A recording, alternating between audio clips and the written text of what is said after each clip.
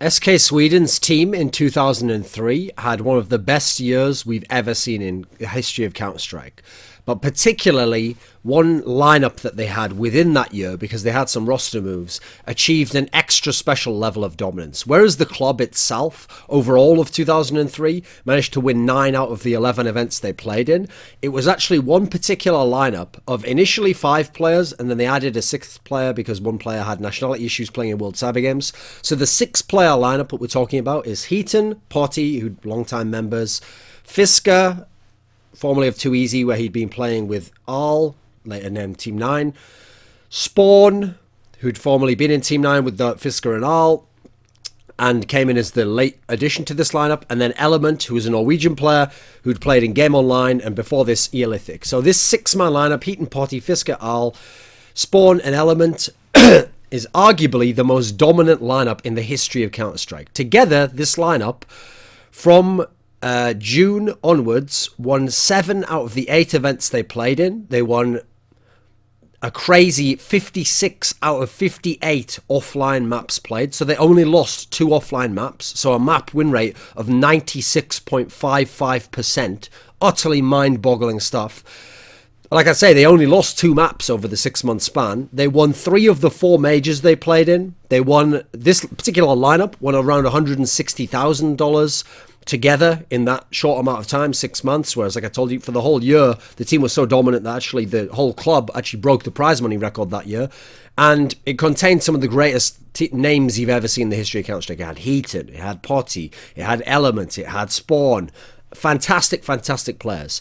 But to understand the dominance of this team, I have to set the stage for where Counter-Strike was at as a global game at the time. Because people are going to think, oh, 2003, that seems to you guys like the beginning of Counter-Strike. Like, oh, this is when Counter-Strike was super early on and the game was just developing. And, you know, maybe there weren't many good teams or many good tournaments. Here's the thing to understand. 2003 was already a few years into there being a proper circuit for Counter-Strike. It wasn't like end of 2000 when the game had just begun and we were having the first major type tournaments in America, and there were just like 1 or 2 per year, and only like 2 or 3 teams from Europe maybe could afford to attend.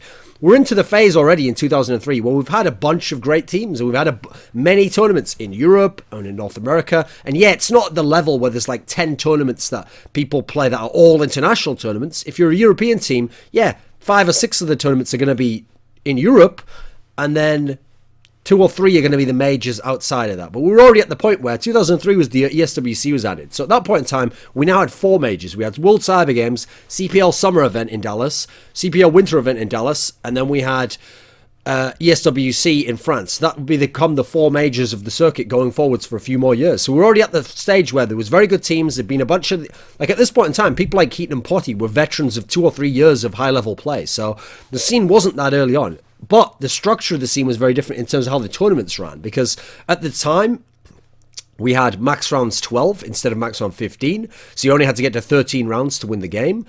Until the latter part of 2003, this was actually before we went to CS 1.6, this was in CS 1.5, and so the Galil and FAMAS had not been added to the game. You couldn't do soft buys like that. You were either going pistols or you're going to a full rifle like an AK or a Colt. And nobody was buying like SMGs as like a mid buy because it was too weak against armor. You'd only buy SMGs on the second round after you'd won the pistol round to anti-eco, basically.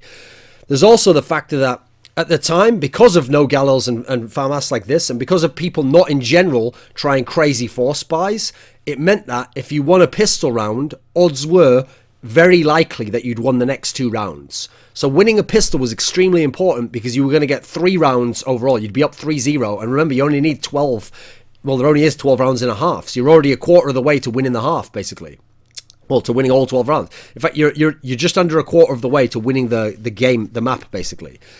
There's also the fact that we played most tournaments, like CPLs, were the big ones, were double elimination, but best of 1. And the maps were set based on the round, as in the round meant what round of the tournament it was. So upper bracket semi-finals, both of those teams would play, let's say, for example, Inferno. Both teams would play Inferno. Then if you made it to the final, that was already set to be Dust 2. There was no map veto process at this point in time. For other tournaments, there were other formats this year that were introduced. So, for example, ESWC came along, and they had group stages, 2 group stages, that were all best of 1s, of 4 each. and then you went into a 8-team single elimination best of 1 bracket. Then you had WCG came along. WCG came along, and that was group stage into a single elim bracket, but the single elim bracket came finally to this kind of system we use now, which was single elimination but best of 3.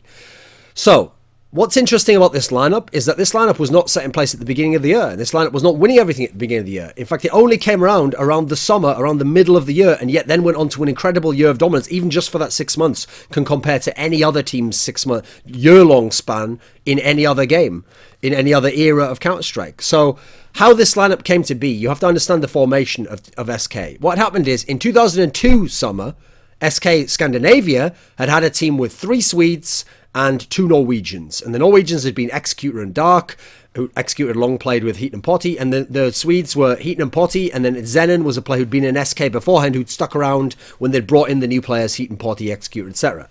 This lineup had won the major in the summer 2002 CPL. Then, before they could get to the next big event, the team had broken up because Executor and Dark were kicked and then went off to Eolithic, the Norwegian team, which had now been formed by Element. Element was kicked out of that team. Then SK tried to do an all-Swedish lineup because they wanted to compete in the World Cyber Games, which required you to have all 5 players be Swedish. So they went with a couple of up-and-coming Swedish players called Bengen and Kush, who actually came from a team called IDDQD, who'd finished like 5th place or something at CPL Oslo, the one that Eolithic had broken out and won. So they brought in these players, and initially they were wondering, like, will we use these players? Then they decided to bring Hib back, an old Swedish player who'd been in Game Online, but formerly with them in NIP. They brought him back to the team, and they tried out this lineup, an all-Swedish lineup that they took to the Mind Trekland, which was the qualifier towards the end of the year for CPL Winter, the last major of the year. And they didn't do that well at this tournament. They finished like 3rd place, but they got beaten up by like Eolithic, MTW, so it didn't go well enough. So Hib went out the team, he went back to Game Online. They brought in Medion, another old school player from NIP, but he'd been retired for like over a year at this point in time. He came back in the lineup. They kicked out Kush, they just stuck with Bengen, and they brought in Bronk, which was an AWPer from Twizy/MTW Sweden, which was the team that had been, well, later became MTW Sweden, which was the team that had Arl and Fisker in it at the time and would later have Spawn in for this Winter Major. They went to the Winter Major with this lineup, and overall it was underwhelming because they got to the upper, I think it was the upper semis, and they played against Team 3D on Nuke. And this was a classic rematch of X3 versus NIP, but they got beaten up quite badly here. Now, they managed to battle through the lower bracket, had some close games, great game on Train against Weekend Warriors. They managed to battle all the way back. They lost out to Game Online, which is Element and Hib's team, and they ended up finishing 3rd place. Now, 3rd place for other top teams at a major is a good result. You know, you had a good performance, maybe do better. Heat and Potty were crushed by this. So they immediately went and they made roster moves. And what they did was, the team that had finished in, let me think, where did they actually finish? I think the team that was finished 4th place was Team 9, which at the time, here's the key part, because there's going to be a Team 9 later in the story. This Team 9 was the all-Swedish one, but it used to be Team Too Easy. It wasn't Vestland's Esports United team, which was already around at this time. This was the team that was like Arl, Fisker, Filler, Spawn, and who have I missed out there? Scream. That was the lineup at this particular major where they came 4th overall, and they'd taken Spawn in just for that event. Now what happened was Al had already played with Heat and Potty in the team that had won CPL Winter 2001, the major there, for $50,000. So he was familiar with those guys. They brought back Al, and they brought over Fisker as well from this Team 9 lineup. And they already had Bronk, so they had a lineup now of Heat and Potty, the 2 mainstays, the two most successful players in history at that point in time. Then you had Al rejoining them, and then you had Fisker and Bronk. And the key thing is, Al, Fisker, and Bronk had all played together, Heat and Potty and Al had all played together, so you had like a good natural chemistry to go with this lineup. But that lineup hadn't been that great early in the year. Like, they won the first event, which was CPL Cannes.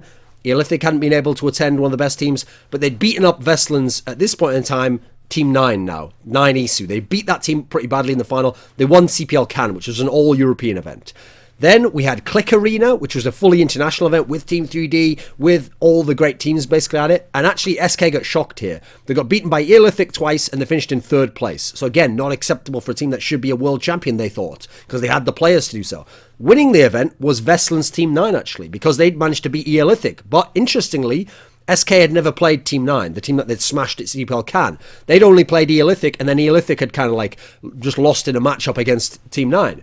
So then you go forwards, And including that tournament, over this next span of time, famously was when Eolithic beat SK 6 out of 7 times. Now, half of those were online matches and qualifier matches, so they weren't the same as when they beat them at Click Arena. But okay, this is the problem. SK had a bad matchup against Eolithic. And Eolithic was looking like one of the best teams in the world, along with Vesselin's Team 9 ISU team, which everyone was interested in. Because Eolithic had the super team of Dark, Executor, Element, this godlike lineup. But back domestically at home, Swedish Esports League was one of the best leagues at the time. It was all played on LAN. SK wins the final of that, the Season 3, in early June. And in winning that, they finished ahead again of Vesselin's Team 9. So Team 9 was winning tournaments, but they weren't doing that well against SK, and they weren't doing that well overall domestically. So SK had the pieces to maybe be the best team, but then they made the killer move. They managed to get Element to leave Eolithic, who were amazing at the time, and come and join and be their in-game leader in SK. And as a result, they initially didn't kick out Bronk, but they would later kick him out when they went to get Spawn later. So initially they were going to have a 6-man lineup, and in came Element to the team. And the key reason, as I pointed out in my, I'll put it up there, the Tragic Norwegian Scene video, was that the sponsorship wasn't that good in Eolithic, and also the team always had issues, friction between Executor and Element. So in comes Element, and this is where the team is gonna get rolling, but first of all, they have an event very shortly after he's joined. Only something like a month after he joins the team, they have ESWC, the first one of these events held in France, but becomes a major. It can be considered a major. SK makes it through to the semi-finals, and in the semi-finals, they don't use Element. They use Bronk, because Element hasn't practiced train with them enough yet, or at all, actually. And so they don't have Bronk for this game, but they're thinking we're going to win the game anyway, because they're playing against Zex, who were one of the top North American teams, but thus far, they'd never had a really big placing on LAN. Like, in the past year, they managed to finish top 8, but that was it. They never managed to make a sick run. But they play Zex on train, and they have this crazy upset happens, where Zex win a crazy Deagle buy on the second round after losing the pistol, and then Sunman and all these guys go crazy. It was Executor, Sunman, Shagwa, Volcano. These guys got absolutely nuts, electric, and they managed to actually upset SK in this best of one match on train and go to the final, where they lose to Team 9, Vesselin's team. So Vesselin's team gets to win another international event, this time a major, but without SK getting to play them. So it's frustrating for SK. We feel like we could beat these guys, but we never get to play them. SK has to finish 3rd place in the end. Now the godlike run begins, because now Element gets fully integrated into the team. He's a full in-game leader, and he's going to be in the game all the time. So they go to CPL Summer, the big major. And the key thing was, because ESWC has only just been initiated, because Click Arena was in their first ever tournament, and actually their last ever that year, no one cared about these tournaments as much as the CPL majors in America. Because the CPL majors in America were the tournament. If you won this one, this is the one that made you considered the best team in the world. So Heat and Potty know, if we just go to that tournament and we win, doesn't matter if we lost the ESWC. So they go there, and all the best teams are there. This is the tournament where it had the biggest first place for a CPL, actually. It was $60,000 for first place. Even 3rd place got paid something like $28,000, which used to be like, $30,000 used to be like first place at a CPL. So this was monster money, and everyone was gunning hard for it. SK goes undefeated at this tournament. They beat Team 9. They beat 3D in the upper bracket final. They beat Team 9, the Vesselin's team. They beat them on the upper bracket. They get to the final. They play Team 9 in a rematch, Vesselin's team. They get to beat them again this time on Dust 2, so they can fully show that, like, we were better than you. We win the major. They win this major together. They then go home. The next tournament is the Swedish Esports League again, which is played from LAN cafes as online matches, but you're on LAN, and then you play a final. Now, in this tournament, they go 8-1 in the regular season, but I don't count that one as one of their losses. It was actually a forfeit loss to another team. It wasn't they actually played the game and lost it. So they essentially go undefeated in actual matches played. They win 8 matches. They get to the final, and because they have the best record, they're just waiting in the final for the other teams to go through what's actually, I guess you'd call it like a final boss type scenario. If you've ever watched how they do League of Legends now in LCK, or you've ever watched the old StarCraft team leagues in Brood War, it's where if you have the best record, you wait in the final, and then like 4th place plays 3rd place, 3rd place plays 2nd place, and then 2nd place is obviously playing the final or whatever, or whoever wins that match gets to play the final. It's like a bracket, but with only one match each way. So they're waiting in the final, and they play the team that would eventually become Eyeballers at this point in time. This was the team that had Vilden and Hyper. They play these guys, and these guys are rising up to be their new rivals. Because Team 9 were their rivals before, but they've beaten those guys now. Now the second best Swedish team is going to become Eyeballers. So they play these guys in the final, they beat them, and they win this domestic tournament. But obviously, Sweden's domestic tournaments were way harder than any other teams in the world, because Sweden had a lot of good teams. So they've won 2 events now. They go on, and there's the World Cyber Games qualifier. Now, SK at this point in time has never been to a World Cyber Games. They didn't attend the qualifier the year before, and then 2 years before that is when World Cyber Games was held at the exact same time as CPL Winter 2001, which they won as NIP. So, World Cyber Games Swedish qualifier, it's going to be tough. They go undefeated at this tournament. They beat Game Online, which was Hib and Soul Edge. They beat Eyeballers again, this time in the final again show their superiority. They've now won 3 tournaments without a loss. And they go to the World Cyber Games in October of that year. They go there, they go undefeated in this tournament. They're utterly monster stomping everyone throughout the tournament. Like, they're beating teams like 13-4, 13-5, 13-6, just wrecking everyone completely. They get to the final, and they have to face Team 3D there. And Team 3D is still considered a good team. Team 3D had finished 3rd at that CPL summer event. Team 3D were the champions of CPL Winter 2002, where they'd beaten the old SK lineup and won the tournament there. They play Team 3D in the final. They win 2-0. They don't lose a map in this tournament either. But one of the maps, Train, is very close. Team 3D goes like 12-3 on CT Side Train. SK goes 13-2 on CT Side Train. They win the gold medal. They've won their 2nd major of the year. Then we have what was a Swedish qualifier for what was going to be the Cyber X Games, which was at the very beginning of 2004, but the qualifier was in 2003. At this qualifier, it's an all-Swedish event again, because it's a Swedish qualifier. They play through, and again, they play the team, which at the time isn't called Eyeballers, it's called something like GamePoint AMD, or it was later become Team 64. It's the same team as Eyeballers, though, Vilden and Hyper. They play these guys again, they're domestic rivals. They actually lose their first map, well, their second map with the Element lineup. So they lost to Zex in the first tournament, ESWC. Now they lose their second map, and the only map they lose with this lineup, which is to this team on Dust 2. But it's a double elim tournament. They come back, they play them again on Dust 2, they beat them, they win the qualifier, they're going to go to CHC. Then we have another CPL Europe event to go along with CPL Cannes from earlier in the year. Now we have CPL Copenhagen in Denmark. Now, interestingly, at this tournament, Element wasn't playing because due to school, he hadn't had time to prep the strats, etc. So because for World Cyber Games, they'd brought in Spawn, the Swedish player, to be their 5th guy because they need an all-Swedish lineup, and they won the tournament with that. They now use Spawn for this tournament, and they win this tournament undefeated as well. And again, in the final, they're playing GamePoint, which is the Eyeballers guys, and they beat them again. So they've won, let's see how many at this time. Let's see. That's their 6th tournament out of 7 because they lost the SWC. 6 tournaments in a row, though. Then they go to CPL Winter, the last major of the year, and they're coming in as massive, overwhelming favourites. And despite one really good game that they played against, let me think, what were they called at the time? RDW, which was a close game on Cobble. Aside from that, they win. They never really get that challenged, and they win this event undefeated as well. And this time they beat in the upper bracket final NOA, the team that was Element. Element wasn't that team, it was in SK at the time. It was the team that was Shagwa, Method, and the 3 Norwegians, 2 of which were Aeolithic members from earlier in the year with Element. And then in the final, they play NOA again, and they beat them there, and they win the last major of the year. So they've won 3 out of the 4 majors. They've won 7 out of the 7 events in a row, and 7 out of the 8 events they played with this lineup. And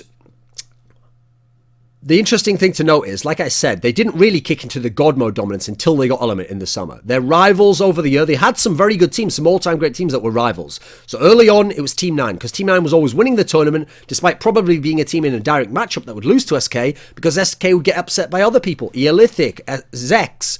Then they played them in CPL Summer, they beat them. After that, it's not even a question. SK's better. Then you have Team 3D. So they're the team who'd beat them the year before, and now they play them deep in CPL Summer, have a really great 13-10 game on Inferno. They play them in World Cyber Games, but SK beats them all again. They have Eyeballers. Now, Eyeballers is a team where they played them in 4 finals. They played them in the Swedish Esports Season 4 final, played them in the World Cyber Games Swedish final, played them in the CXG Swedish final, they played them in CPL Copenhagen final, and they won all 4 finals. But Eyeballers were their true rivals, because Eyeballers were the team where from September to November, they had a close map with SK every single month, basically. Each time. They had a 16-12, because Swedish Esports League was at MR15 already, as ESWC had been, actually.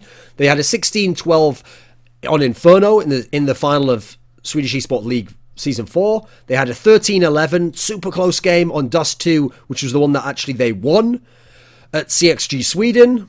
And they had a 13-10 on Nuke at CPL Copenhagen. The thing about this team, to describe this particular team, first of all, in terms of the lineup and the roles, they had a really great balance. Because in terms of fragging, just putting up numbers and bullying the opponent with your skills, they had Heaton, one of the all-time great fraggers, and always known to put big numbers on the board.